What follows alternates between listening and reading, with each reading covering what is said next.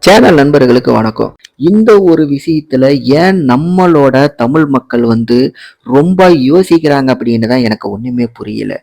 ஏன்னா இப்ப நீங்க வீடியோல பார்க்குற இந்த காய்கறி பிசினஸ் அப்படிங்கிறது தங்க முட்டையிடும் வாத்து மாரி. எந்த அளவுக்கு நீங்க குவாண்டிட்டி அதிகமா வாங்குறீங்களோ, அதே மாரி எந்த அளவுக்கு ஹோல்சேல் பிரைஸ் ரொம்ப கம்மியா வாங்குறீங்களோ, அத பொறுத்து உங்களுக்கு 2 மடங்கு, 3 மடங்கு, ஏன் 5 மடங்கு லாபம் கூட இதுலருந்து சம்பாரிக்க முடியும். உதாரணத்துக்கு நான் என்னோட கடையில வெறும் ரூ. 20 வாங்கின ஒரு கிலோ கேரட்ட ரூ. 100 வித்திருக்கேன், ரூ. 120 வித்திருக்கேன். அப்பன்னா இதுல லாபம் எவ்வளவுன்னு யோசிச்சு பாருங்க. நான் ரூ. 100 வித்திருந்தா எனக்கு கிடைச்சிருக்க லாபம் பாத்தீங்கன்னா ரூ. 80. இதே ரூ. 120 வித்திருந்தா அப்படின்னா எனக்கு கிடைச்ச லாபம் கிட்டத்தட்ட ரூ. 100. எத்தனை மடங்கு எனக்கு அதிகமா லாபம் கிடைச்சிருக்குன்னு நீங்களே யோசிச்சு பாருங்க. இது எல்லாமே மார்க்கெட்டுக்கு விலைக்கு நான் வித்தது மட்டும்தான். மார்க்கெட்டு விலையே அந்த சமயத்துல இந்த அளவுக்கு போயிருக்கு. ஆனா ஹோல்சேல் பிரைஸ் ஏன் இவ்வளவு கம்மியா இருந்தது? அப்ப எந்த இடத்துல நமக்கு வாங்கினா இந்த அளவுக்கு லாபம் கிடைக்கும் அப்படிங்கிற அந்த ஐடியாக்களை நாம தான் யோசிக்கணும். அப்படி கண்டுபிடிச்சு நாம ஒரு பிசினஸா பண்ணும்போது மட்டும்தான் நமக்கு இதுல இருந்து மிகப்பெரிய அளவுல நான் சொன்ன மாதிரி ஒரு பெரிய லாபத்தையும் எடுக்க முடியும். ஆனா இந்த மாதிரி நம்ம யோசிச்சுட்டு இருக்கிற ஒரு நேரத்துல பாத்தீங்க அப்படின்னா நம்மளுடைய தமிழ்நாட்டுல பாத்தீங்கன்னா நிறைய வடநாட்டுக்காரர்கள் இப்ப குடியேறிட்டாங்க. அந்த நபர்கள் எல்லாருமே இங்க வரும்போது வேலைக்காக தான் வந்தாங்க. அந்த மாதிரி வந்த எல்லாருமே இப்ப நம்ம எதெல்லாம் கௌரவ குறைச்சலா நினைச்சு இக்னோர் பண்ணிக்கிட்டு இருந்தோமோ அந்த மாதிரி தொழில்கள் எல்லாத்தையுமே அவர்கள் சுய தொழிலா எடுத்து பண்ண ஆரம்பிச்சிட்டாங்க.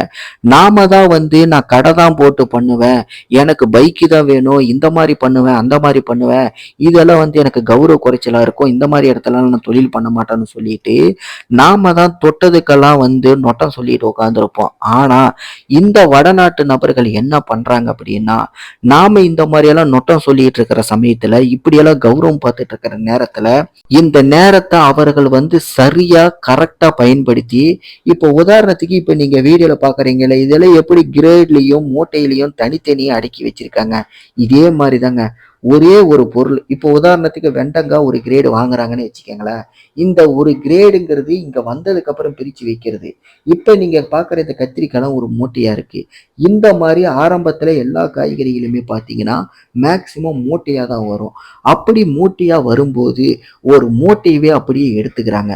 அப்ப ஒரு கிலோவே பாத்தீங்கன்னா மார்க்கெட் விலைக்கு எவ்வளவு போகுது?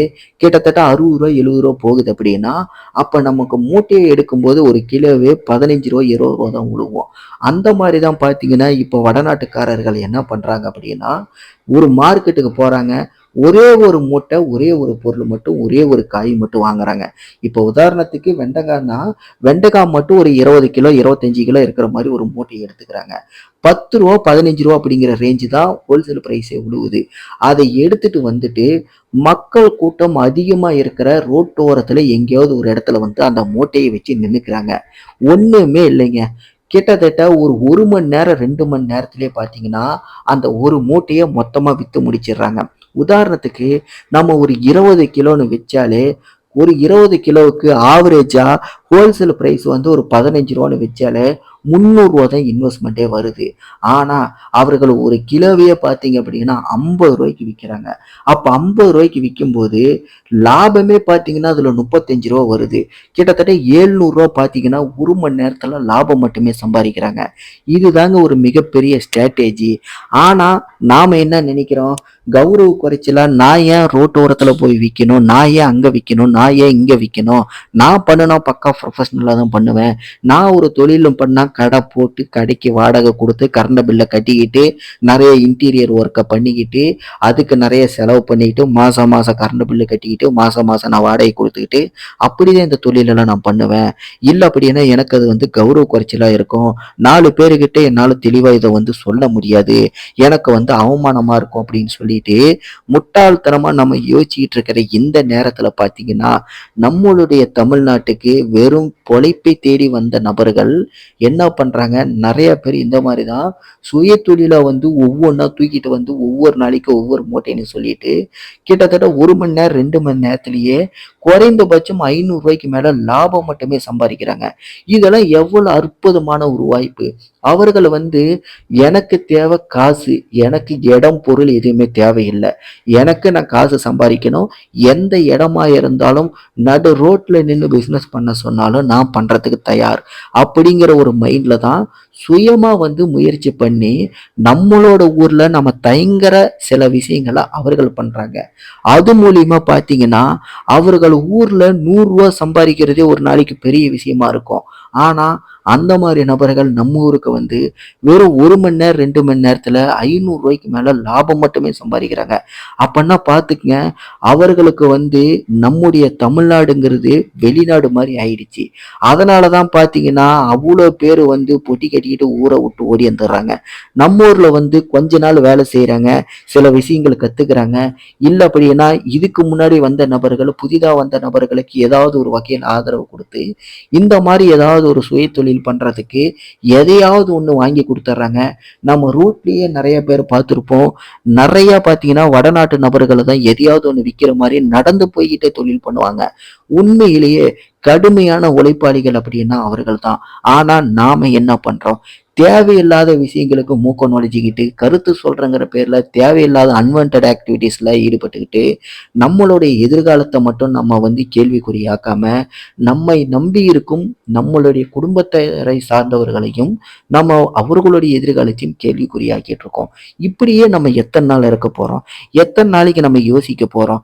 இது நாள் வரைக்கும் நாம எத்தனையோ நாட்கள் மாதங்கள் வருடங்களை வேஸ்ட் ஆக்கிட்டோம். இதுக்கு மேலேயும் எதையுமே வந்து காலதாமதம் பண்ணாம இந்த வீடியோவை பார்க்குற நீங்க ஒவ்வொருத்தருமே எப்படியாவது ஒன்று சுய தொழில் ஆரம்பிச்சு நீங்களும் ஒரு சுய தொழில் முதலாளி அப்படின்னு சொல்லிட்டு நிரூபிச்சு காட்டுங்க. உங்களாலையும் சம்பாதிக்க முடியும். எனக்கும் பார்த்தீங்க அப்படின்னா சம்பாதிக்கிற திறமை இருக்கு, என்னாலையும் குடும்பத்தை காப்பாற்ற முடியும் அப்படின்ட்டு ஒவ்வொரு தனிநபரும் நிரூபிச்சு காட்டுங்க. இதுதான் உங்களுடைய வாழ்க்கைய முன்னேற்றம். கண்டிப்பா இந்த ஒரு முயற்சி அப்படிங்கிறது உங்களுக்கு மிகப்பெரிய உச்சத்தையும் கொண்டு வந்து கொடுக்கும் அப்படிங்கிறதான் என்னுடைய அனுபவத்துல நான் சொல்றது. எப்பவுமே வந்து சில விஷயங்கள் நம்ம முயற்சி பண்ணினா மட்டும்தான் நமக்கு அனுபவ ரீதியா நமக்கு ரொம்ப சப்போர்ட்டிவா இருக்கும். அந்த மாதிரி தான் பார்த்தீங்கன்னா பணம் வாழ்க்கையில ரொம்ப ரொம்ப முக்கியம்.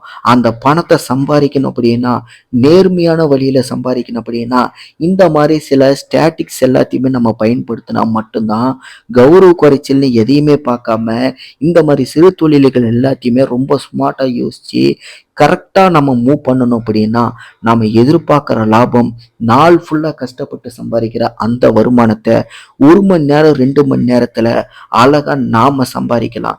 இந்த மாதிரி நம்ம சம்பாதிக்க ஆரம்பிச்சோம் அப்படின்னா நிச்சயமா நம்மளை பார்த்து இன்னும் பல பேர் நம்ம தமிழ் மக்கள் நிறைய பேர் சுய தொழில் ஆரம்பிக்கணும்னு சொல்லிட்டு கௌரவ குறைச்சல் அப்படிங்கிறத தாண்டி வெளியே வந்து நிறைய பேர் முயற்சி பண்ணுவாங்க. நம்முடைய தமிழ் மக்களும் பார்த்தீங்கன்னா அனைவருமே சுய தொழில் பண்ற நபர்களா பார்த்தீங்கன்னா நிச்சயமா முன்னேறுவாங்க அப்படிங்கிறது என்னோட ஒரு ஆசையா இருக்கு. இந்த வீடியோவை நீங்க கடைசி வரைக்கும் பார்த்துருந்தீங்கன்னா நான் சொன்ன இந்த விஷயத்தை பத்தி நீங்க என்ன நினைக்கிறீங்க? உங்களுக்கு இதுல ஏதாவது மாற்று கருத்து இருக்கு அப்படின்னா கண்டிப்பா அதை மறக்காம கீழே கமெண்ட்ல தெரியப்படுத்துங்க. இல்ல நான் ஏதோ தவறா சொல்லியிருந்தேன் அப்படின்னாலும் அதையும் கூட கீழே கமெண்ட்ல தெரியப்படுத்துங்க. இதே மாதிரி பிசினஸ் சம்பந்தப்பட்ட வீடியோக்கள் நீங்க பார்க்கணும் அப்படின்னா கண்டிப்பா நம்ம சேனலை சப்ஸ்கிரைப் பண்ணுங்க. அடுத்த வீடியோல உங்களை சந்திக்கிறேன். நன்றி, வணக்கம்.